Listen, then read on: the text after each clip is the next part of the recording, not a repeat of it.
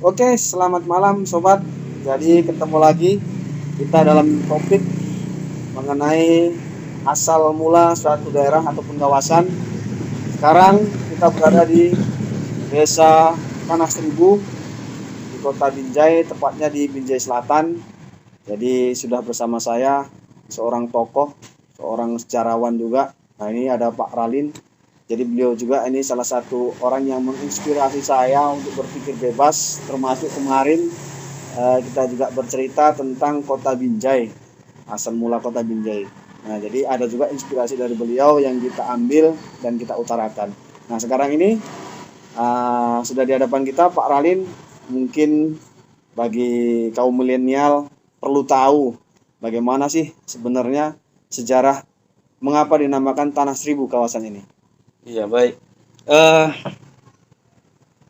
Yang saya dengar cerita tentang bagaimana terbentuknya sekarang ini Kelurahan Tanah Seribu ini. Ketika itu Tanah Seribu ini adalah desa Kuala Mencirim. Dia masih Langkat karena Kota Binjai ini kan adalah ibu kotanya Kabupaten Langkat. Iya, benar. Jadi ini dulu Tanah Seribu ini adalah salah satu desa Kuala Mencirim yang mana sekarang terjadi pemekaran pada tahun 84, maka menjadi Kota Binjai.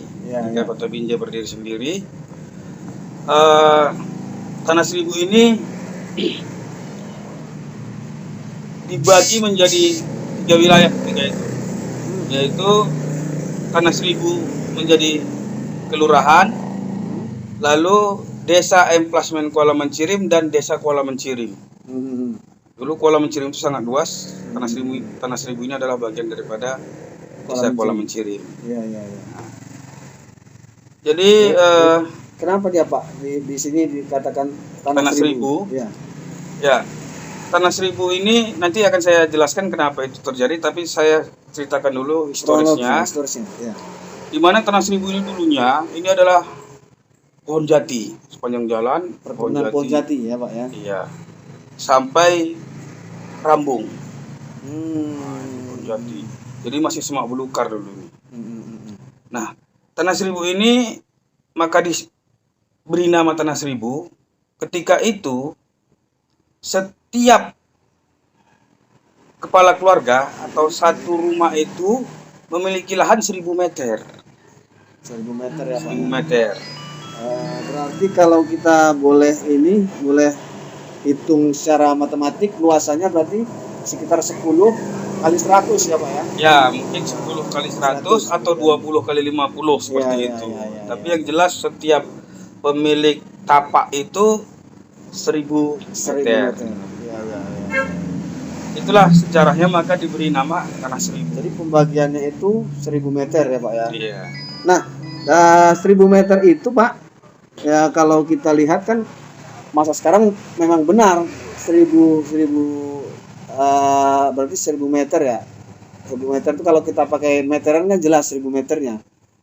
Kalau masa itu apakah memang pakai meteran atau pakai depa atau pakai langkah gitu kira-kira 1000 tadi? Iya, itu kan peninggalan Belanda. Bukti peninggalan Belanda di Tanah Seribu ini ada, itu masih ada sampai sekarang beberapa titik perumahan Belanda. Perumahan Belanda atau pondok-pondok? Pondok. Iya, itu ada. Yang sampai sekarang itu masih ada, itu pondok yang di Stal. Ada juga pondok yang di arah Kebesar 3 sana. Dan itu ada pondok lagi yang namanya Pondok Kloneng, tapi karena terjadi pemekaran tadi itu jadinya masuk ke Kabupaten Langkat. Itulah Desa Emplasmen Kuala Mencirim. Pondok Kloneng namanya. Masuk ke Langkat ya Pak ya? Iya, Pondok Kloneng itu juga sampai tahun 80-an itu masih ada beberapa rumah peninggalan itu. Namun karena perkembangan zaman akhirnya itu sudah dirubuhkan oleh warga dan menjadi tempat tinggal warga dengan membangun rumah. Jadi sudah ada dari masa ke masa itu perubahan ya Pak ya? Iya. Oke. Kemudian kalau saya boleh tahu juga Pak ya kan, jadi keluarga Bapak di sini tinggal di kawasan ini sudah berapa lama Pak? Saya tinggal di sini? Ya. Sebenarnya kalau dikatakan saya tinggalnya kapan itu, saya kalau untuk di keluarga, maksud keluarga artinya orang tua. Oh, kalau orang tua kita itu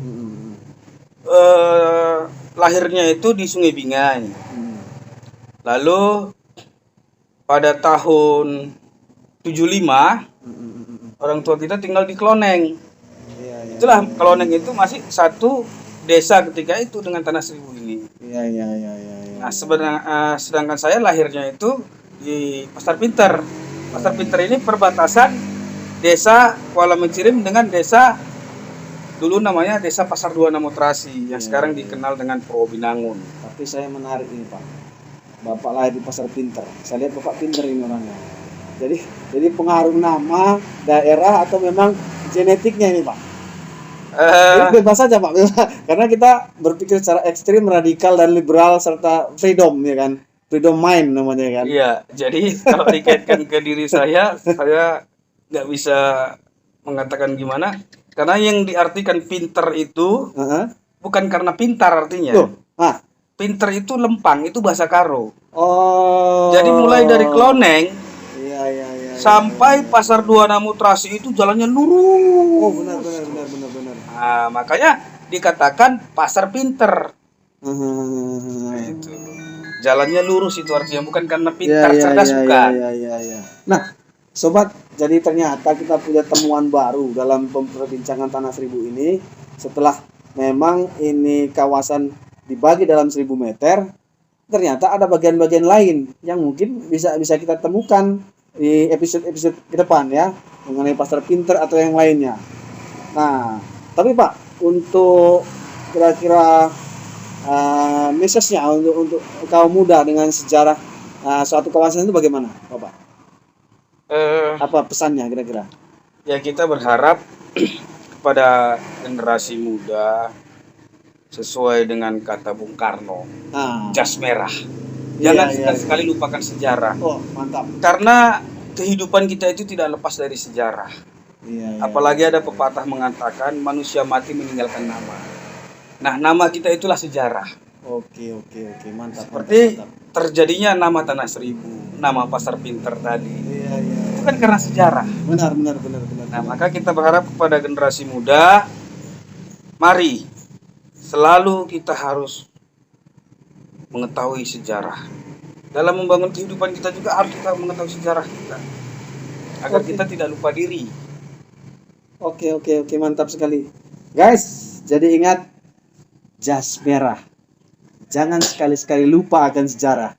Jadi, untuk episode ke depan, mungkin kita akan tayangkan yang lain, tergantung request. Hari ini Tanah 1000, besok mungkin bisa tanah 600, tanah 700, karena memang ada tanahnya di wilayah-wilayah daerah lain. Oke guys, sekali lagi kita tunggu requestnya, tapi subscribe-nya juga kita tunggu. Terima kasih. Selamat malam. Assalamualaikum warahmatullahi wabarakatuh.